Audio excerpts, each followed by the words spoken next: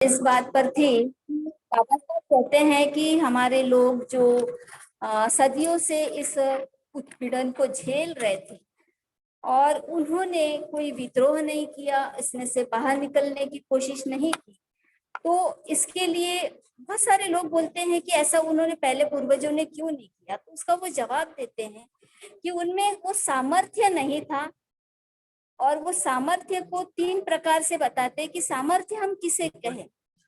तो सामर्थ्य में वो पहली बात बोलते हैं कि हमारा जो मैन पावर होता है, लोक संख्या बल जिसको कहते हैं, वो नहीं था। बाबा साहब कहते हैं कि हमारे लोग थे, किंतु वो बिखरे अवस्था में थे, दूर दूर थे, वो इकट्ठे नहीं थे, वो संगठित नहीं थे।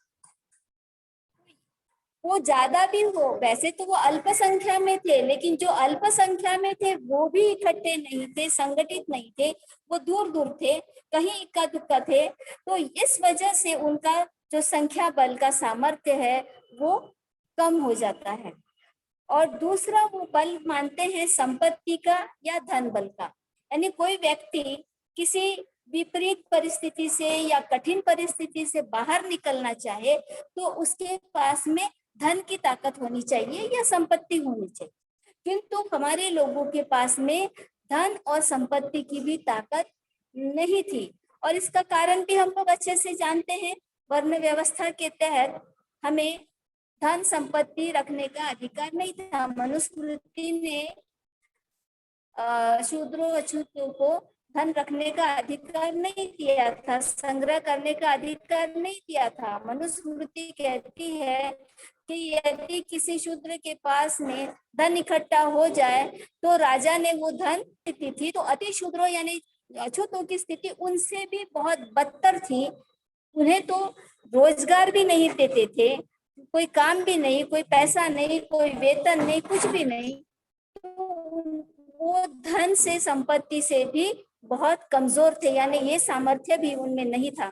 और तीसरी बात कहते हैं कि सामर्थ्य मानसिक बल में होता है, लेकिन हमारे जो पूर्वज थे उनमें मानसिक बल भी नहीं था।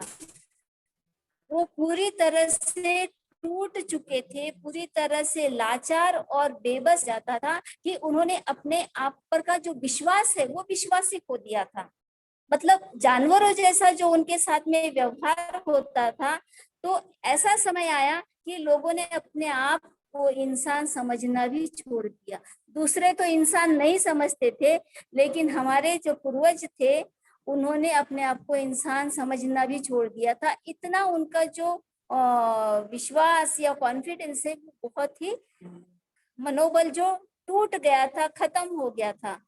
और इस वजह से उनकी जो महत्वाकांक्षाएं हैं, महत्वाकांक्षा जो जिसके मन में होती है वो अपने महत्वाकांक्षाओं को पूरा करने का प्रयास करता है, लेकिन ये इतने लाचार और बेबस हो गए थे कि इनकी महत्वाकांक्षाएं भी दम तोड़ चुकी थी और वो बहुत ही लाचारी की अवस्था में थे, क्योंकि ये तीन प्रकार के सामर्थ्य उनमें नहीं होने के कारण वे परिस्थितियों को बदलने की ताकत हो चुके थे, वे कुछ भी नहीं कर सके।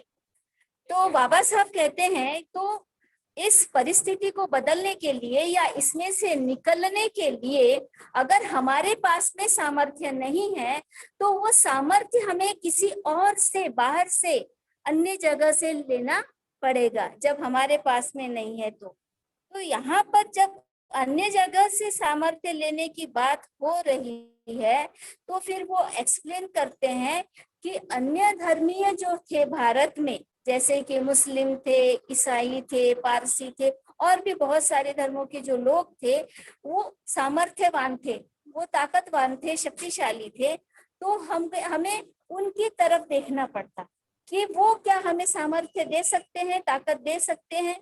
तो बाबा साहब कहते हैं कि वो लोग भी हमारी मदद करने को तैयार नहीं थे। बाबा साहब कहते हैं कि गांवों में जहां पर अछूतों के साथ में अन्याय अत्याचार होता था तो ये देखते सभी थे, बुरा उनको लगता था। जो मुस्लिम लोग गांव थे उनको था, किंतु वो मदद करना नहीं चाहते थे। तो अगर कोई पूछे कि आपको ये बुरा लगता है, आप इनकी मदद कर सकते हैं, तो वो ये कहेंगे कि ये तुम्हारा आंतरिक मामला है। आंतरिक मामला का मतलब है कि हमें वे लोग हिंदू समझते हैं या समझते थे।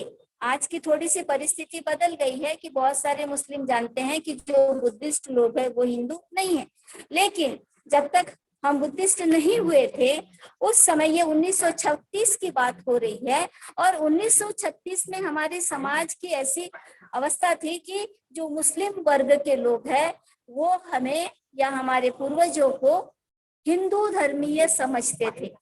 आज भी हमारे सर्टिफिकेट पर हिंदू ही लिखा है, भले ही हम अपने आप को बुद्धिस्ट कहते हो, लेकिन सर्टिफिकेट के हिसाब से क्या है, हमारे कास्ट सर्टिफिकेट पर क्या लिखा है, हिंदू ही लिखा है। मैं भिकुनियों से पूछ रही हूँ, है ना, बात सही है ना। तो मुस्लिम अगर हमको हिंदू समझते थे तो वो उनकी गलती नहीं थी। तो वो समझते थे कि जो अत्याचार कर रहे हैं वो भी हिंदू है, और जिन पर अत्याचार हो रहा है वो भी हिंदू है, यानी ये एक ही धर्म का मामला है।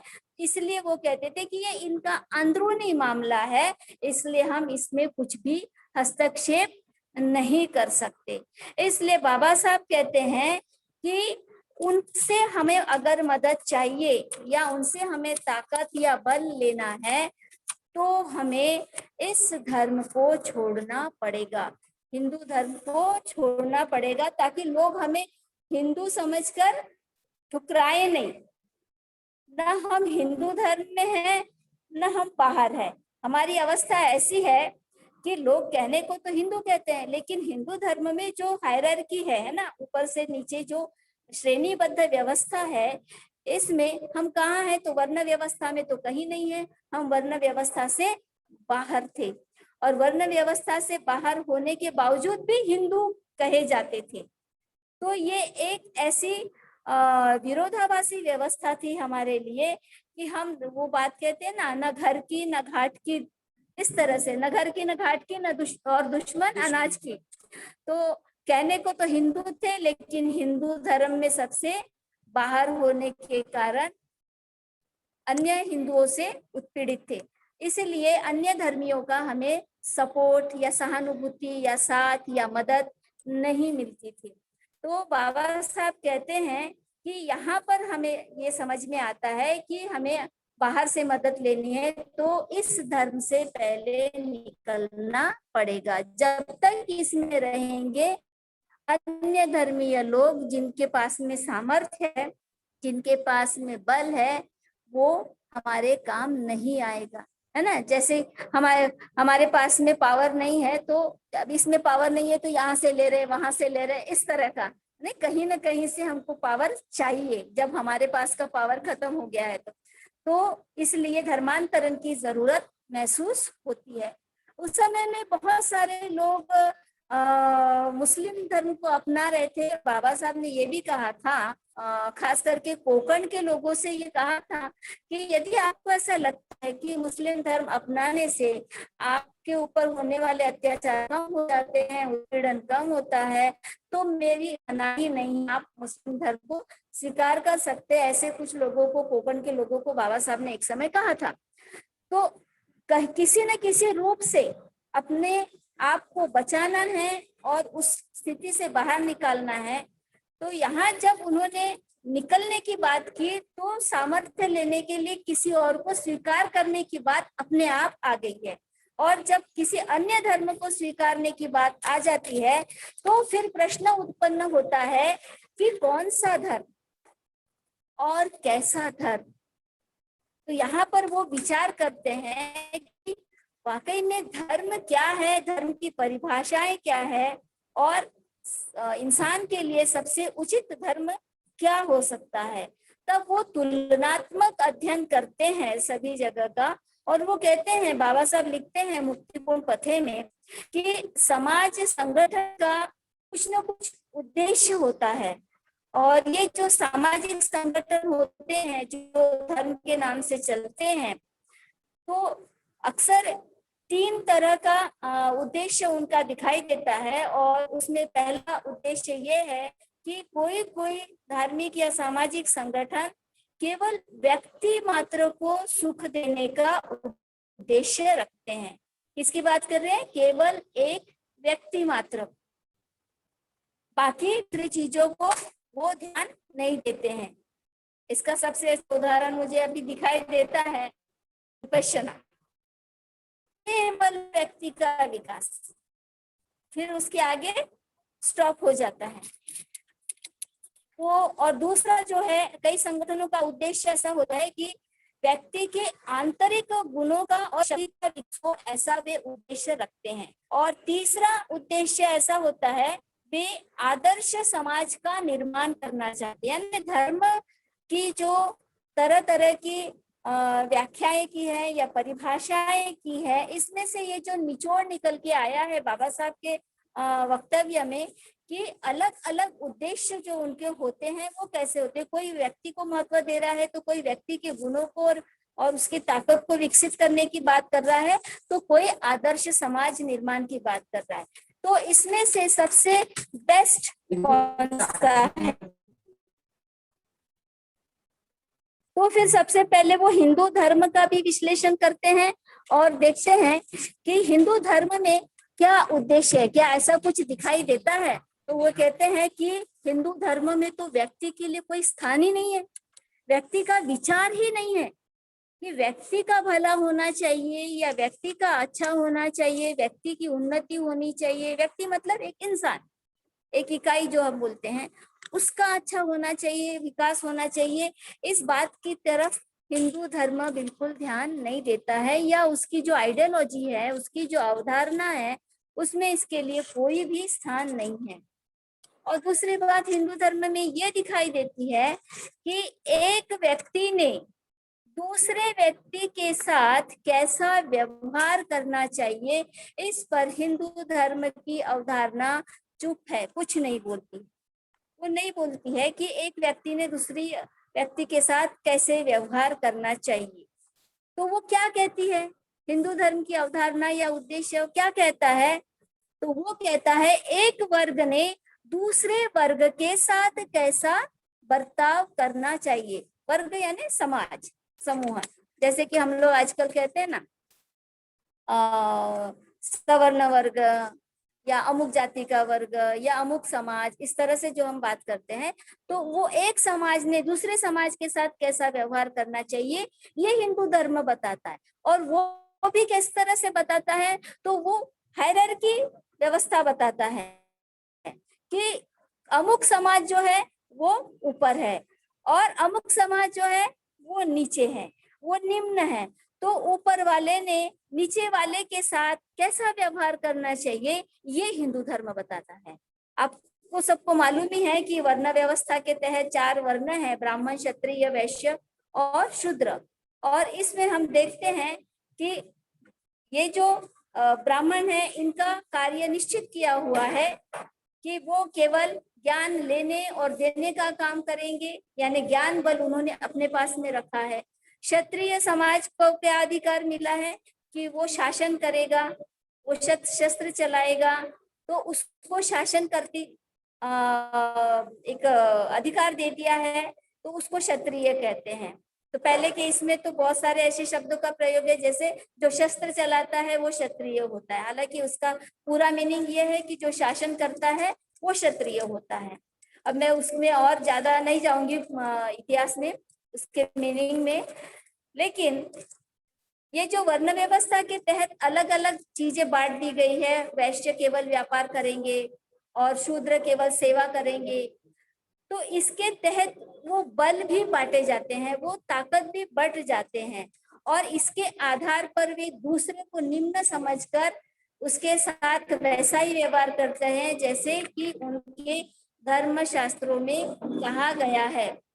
उसके बाहर यानी वो चौकट को वो तोड़ते नहीं है, उस दायरे को तोड़ते नहीं है, उसके अलावा या उसके विपरीत या उसके खिलाफ वो ऐसा कोई भी कार्य नहीं करते हैं। इसका मतलब है कि वो अपने धर्म को, अपने धर्म शास्त्रों को ज्यादा महत्व देते हैं। उनका उद्देश्य होता है धर्म ही सब कुछ है, धर्म की ही रक्षा करना। आज भी यही चल रहा है, वर्तमान समय में हम अपने देश में देख रहे हैं, कहते हैं कि हिंदू धर्म खतरे में है, हिंदू धर्म खतरे में है। और इस स्लोगन के पीछे में सारा समाज इतना बावला हो रहा है कि उसको किसी चीज का होश ही नहीं है कि वो क्या कर रहा है। धर्म खतरे में है बोले तो लोग जान देने पर भी तुल जाते हैं, यानी यहाँ पे व्यक्ति ये नगण्य हो जाता है, धर्म ये प्रमुख हो जाता है। तो ये जो आइडियोलॉजी है हिंदू धर्म की, ये व्यक्ति को महत्व नहीं देती है बल्कि धर्म और समाज या वर्ग को महत्व देती है, और उसके ही आधार पर विषमतापूर्ण व्यवहार करने की उसकी अवधारणा है।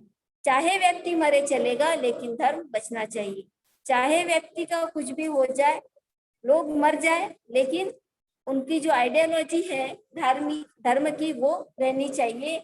ये उन्होंने महत्वपूर्ण माना है। लेकिन बाबा साहब कहते हैं कि व्यक्ति का विकास यही धर्म का सच्चा लक्ष्य हो है, ऐसा मैं मानता हूँ। क्या कहते हैं बाबा साहब? इसको मैं दूसरे शब्दों में बताऊंगी कि मैं उस धर्म को सच्चा मानता हूँ जिसमें व्यक्ति के विकास की बात की जाती है। व्यक्ति के विकास की यानी इंसान के विकास की बात, एक एक इंसान के विकास की बात जो करता है वो सच्चा धर्म है, ऐसा मैं मानता हूँ।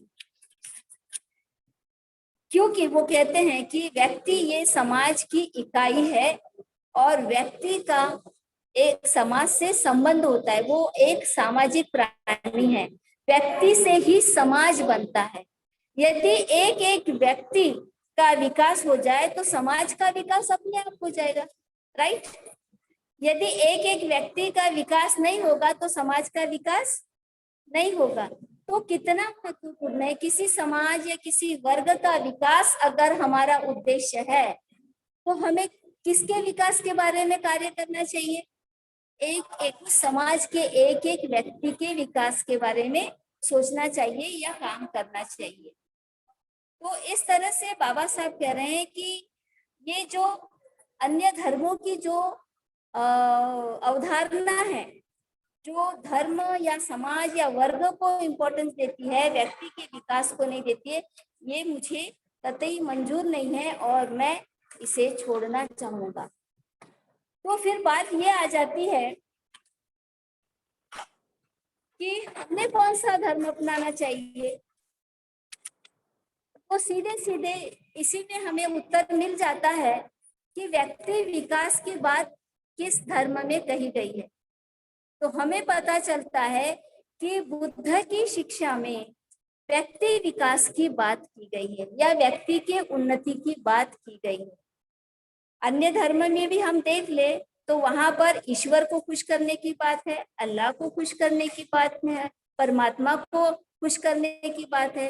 लेकिन बुद्धिज्म में हम देखते हैं, वो कहते हैं कि हमारे साथ में जो लोग रहते हैं या हम जिन लोगों के साथ में रहते हैं, फिर वो परिवार में रहते हो या समाज में रहते हो, हमें उनका ध्यान रखना है, उनकी खुशी का ध्यान रखना है।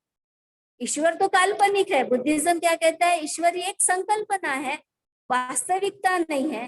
तो उसको खुश करने का यहाँ पर प्रश्न ही उत्पन्न नहीं होता है।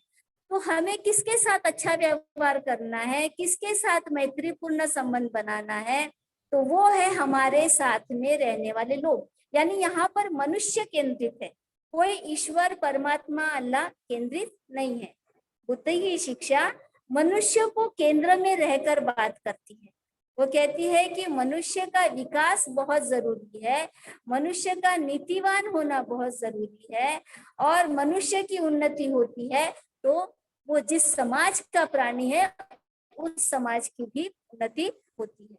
तो ये जो क्राइटेरिया जो बाबा साहब ने बताया है कि सही धर्म कौन सा है, तो ये यहाँ पर फुलफिल हो रहा है। यानी बुद्ध की शिक्षा में हमको ये दिखाई दे रहा है ना। वहां पर उन्होंने क्या कि हिंदू धर्म में ये बिल्कुल नहीं माना गया है या इसकी तरफ ध्यान नहीं दिया गया है कि एक आदमी ने दूसरे आदमी से कैसे व्यवहार। लेकिन बुद्ध की पूरी शिक्षाएं हमें ये बताती है कि एक आदमी ने दूसरे आदमी के साथ कैसे व्यवहार करना है। बाबा साहब एक जगह ये भी बताते हैं कि अन्य धर्मों में उनको धर्म की तब आवश्यकता पड़ती है जब उनका कोई स्वार्थ होता है, बाकी समय में उनको धर्म की आवश्यकता नहीं पड़ती।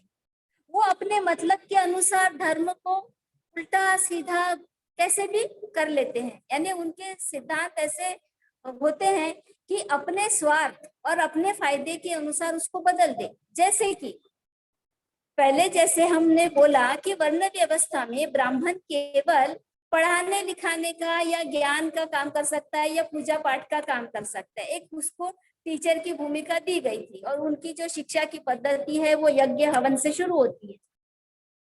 लेकिन कालांतर में जब बुद्धिज्म बहुत फैल गया था, बुद्ध की शिक्षाएं बहुत फैल गई थी, तो बुद्धिज्म को खत्म करने के लिए ब्राह्मणों ने अपने ही बनाए नियम को तोड़ दिया। कैसे अपने बनाए नियम को तोड़ दिया?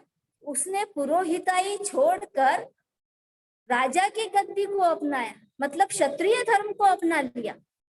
हमें सबको पता है कि पुष्यमित्र शुंग जो सामवेदी ब्राह्मण था, वो सेनापति था।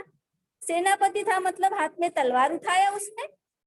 तो वो लोग तो अपने ही बनाए नियमों को तोड़ रहे, वो पुरोहिताई नहीं कर रहा बल्कि सेनापति का काम कर रहा था। और उसी सेनापति ने फिर बृहदत्त राजा का कत्ल करके उसकी गद्दी को छीन लिया और खुद राजा बन गया।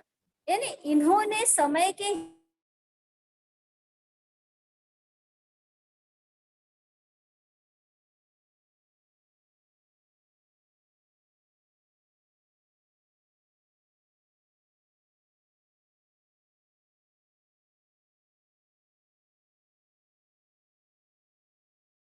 कैसे बदल देते हैं। लेकिन बुद्ध की शिक्षाएं ऐसी नहीं है। बुद्ध की शिक्षाएं कैसी है? अरिय है। अरिय, अरिय का मतलब जो किसी भी काल परिस्थिति और क्या हमेशा भूल जाती है, काल परिस्थिति में बदलती नहीं है। मतलब समय बदल जाएगा। 2500 साल पहले पंचशील जितने 2500 साल पहले पंचशील जितने प्रासंगिक थे, आज भी पंचशील उतने ही प्रासंगिक है ना। अच्छा इंसान बनने के लिए चोरी करना कल भी गलत था और आज भी गलत है। बुद्ध की शिक्षाएं कल भी बोलती थी कि इंसान ने इंसान से मैत्री करनी चाहिए और आज भी वही कहती है। कल भी बुद्ध कहते थे कि युद्ध इंसान के हित में नहीं है और आज भी वही बात है।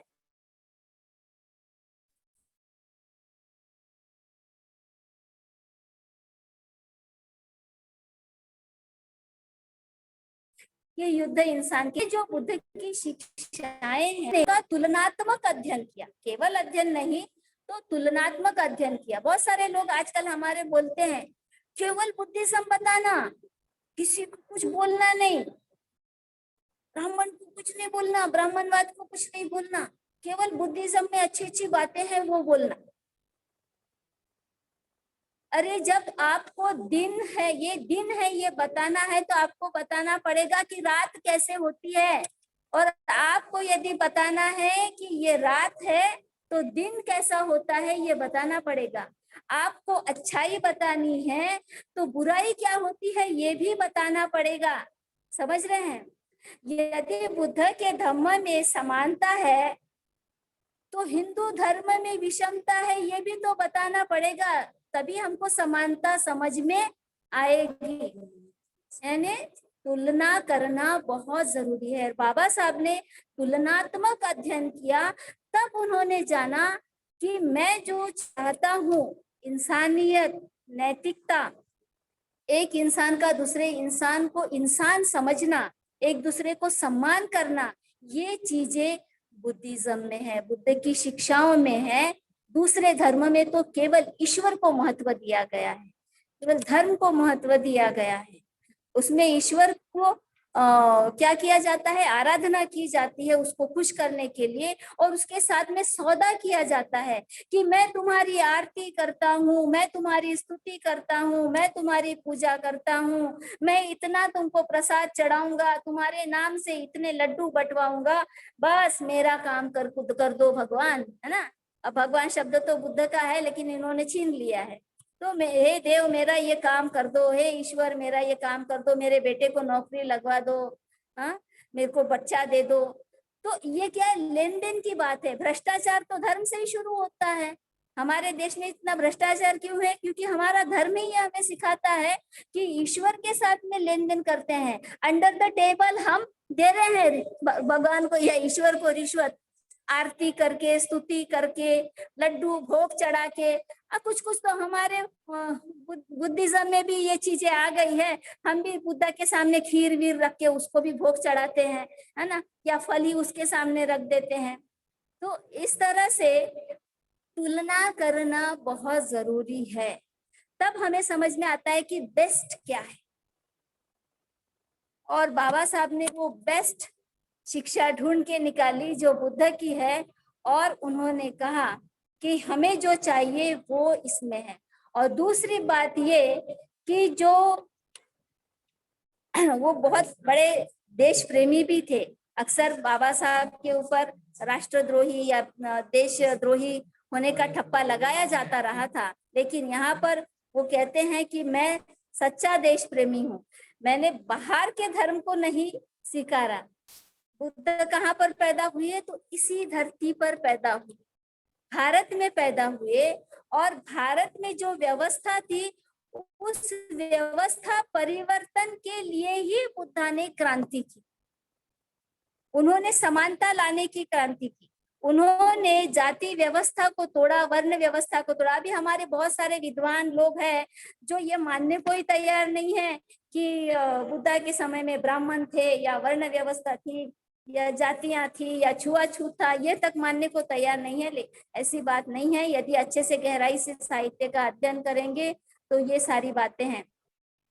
तो बुद्धा ने उस विषमतावादी व्यवस्था को तोड़ने का काम किया है, और बाबा साहब भी इस विषमतावादी व्यवस्था को तोड़ना ही चाहते थे। तो उनको वो सूत्र जो है बुद्धिज्म में मिलते हैं, उनके सारे सवालों के जवाब उसमें मिलते हैं। जैसे बुद्ध ने भी सवालों के जवाब खोजने के लिए बहुत प्रकार की ध्यान साधनाएं की थी, अन्य गुरुओं के पास में ज्ञान लेने की कोशिश की थी, वैसे ही बाबा साहब ने इस आधुनिक युग में अन्य धर्मों का बहुत तुलनात्मक अध्ययन करके ये चिकित्सा की ओर जाना कि बुद्धिज्म ये हमारे काम की चीज है, इसमें समता है। और दूसरी बात ये कि बाबा साहब ने ये कहा कि बुद्धिज्म पूरे विश्व में फैला हुआ है। यदि हम बुद्धिज्म को अपनाते हैं तो हमें अन्य बौद्ध राष्ट्रों से सहानुभूति मिल सकती है, हमें मदद मिल सकती है, हमारी जो मैन पावर है वो बढ़ जाएगी। हमारा सामर्थ्य कैसे बढ़ेगा? जो मैन पावर हमारा कम था हिंदू धर्म में होते हुए, अछूत होते हुए, वो मैन पावर हमारा कैसे बढ़ेगा? क्योंकि बुद्धिज्म भारत का है, लेकिन वो अन्य राष्ट्रों में फैल चुका है, पूरे विश्व में फैल चुका है, और सभी राष्ट्रों में बौद्ध लोग मिलते हैं।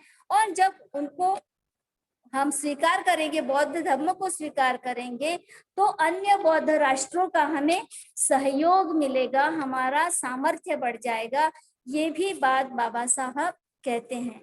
इस तरह से हम देखते हैं कि धर्मांतरण का जो प्रश्न है उन्होंने सुलझाने की कोशिश की है।